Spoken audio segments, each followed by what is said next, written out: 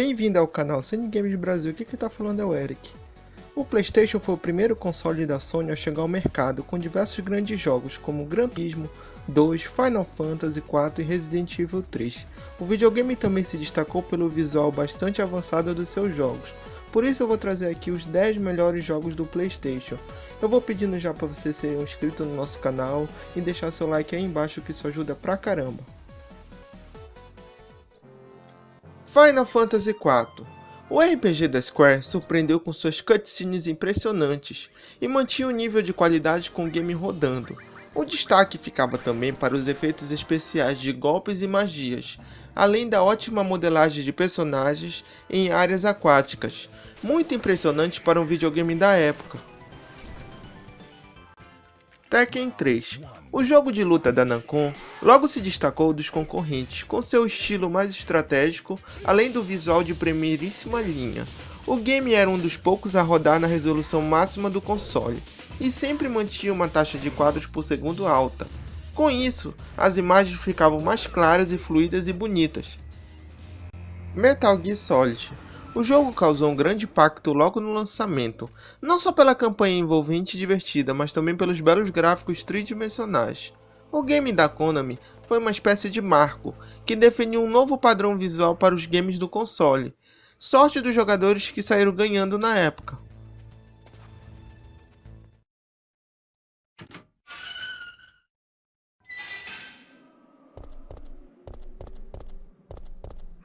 Resident Evil 3.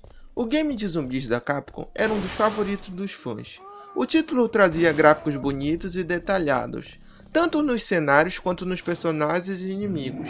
Outro ponto forte era a possibilidade de manter a boa fluidez, mesmo com a tela recheada de inimigos e efeitos.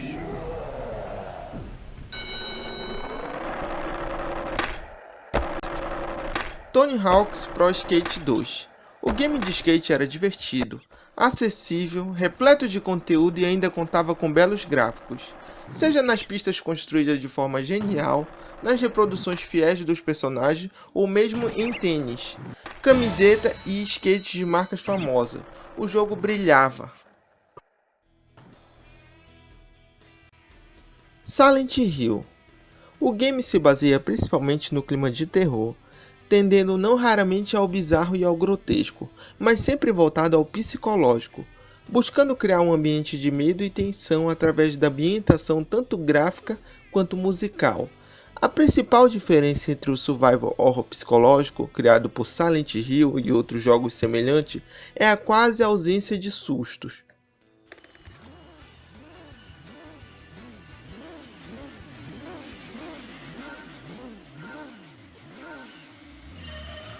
Gran Turismo 2. O segundo jogo da série de corrida chegou com exclusividade ao PS1, depois do sucesso da primeira versão do game.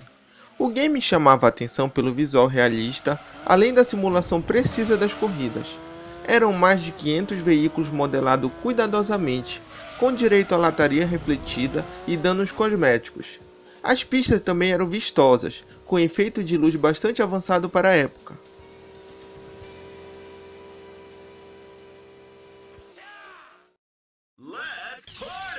Street Fighter Alpha 3. Adaptado dos arcades, o game chegou ao PS1 com status de super lançamento e fez muito sucesso entre os fãs do gênero.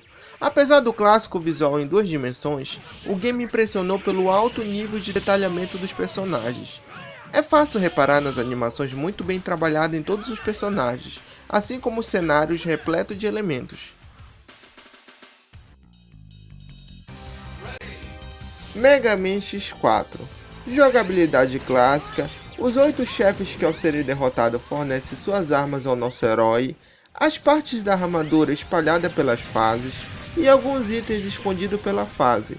Mas desta vez podíamos jogar com o zero, e isso influenciava até na história do jogo, pois mesmo que a base dos desafios era a mesma, alguns pedaços da história e a parte da história era exclusiva para cada personagem. E isso que deixa esse jogo interessante, clássico e um dos melhores daqui da minha lista.